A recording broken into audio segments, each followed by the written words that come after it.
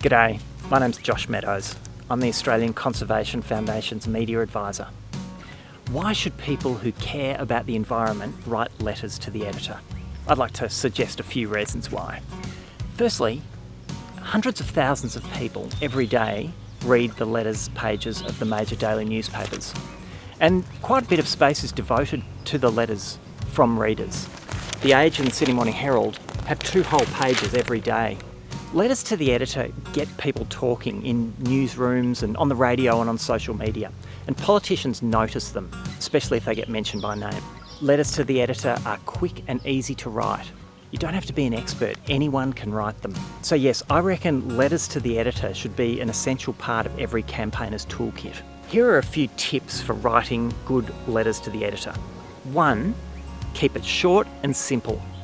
200 words max. And you could even do a 20 to 50 word letter. Some of the best letters are really short. Keep your sentences short and the language simple. 2, look at the style of letters published by the paper that you're wanting to get into. This will help you get the tone right for your letter.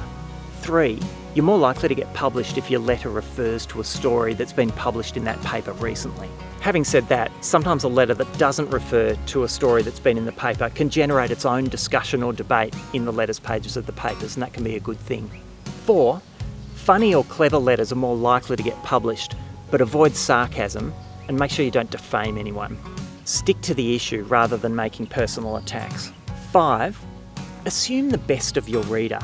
By that I mean assume the readers of your letter are also people who care about the world around them, care about the environment, care about their families. 6, aim to write your letter in no more than 10 to 15 minutes. If it takes longer, the letter will be too long. 7, aim to submit your letter before noon if you want it to get published the following day. Of course, this isn't the case for papers that get published once or twice a week, but do be aware of the deadline for submissions for the paper that you're submitting to. 8, send your letter in the body of an email, not as an attachment. 9, include your name and address and a daytime phone number so the letter's editor can contact you if they have any questions. 10, double check spelling, grammar and clarity. Let's have a look at a couple of letters that work well, in my opinion. I really like this one from John Cummings of Anglesey. You might want to pause the video at this point and have a read of it. What do I like about this letter?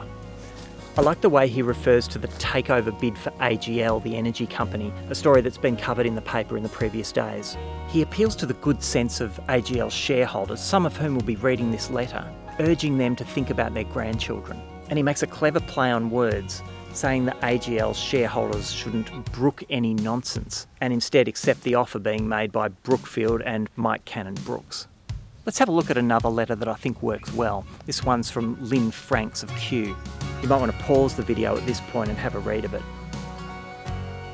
In this, she refers to a story again that's been in the news in the previous days. Origin Energy's decision to close the Eraring coal-fired power station earlier than had been planned. She has a clear call to action. Governments must plan for coal closures or they'll leave communities in the lurch. And she ends with a memorable line: "The head in the sand plan is simply not working." So there are some tips for writing letters to the editor. Remember, most of your letters won't get published, but the same applies to everyone else. So don't be discouraged. Good luck out there.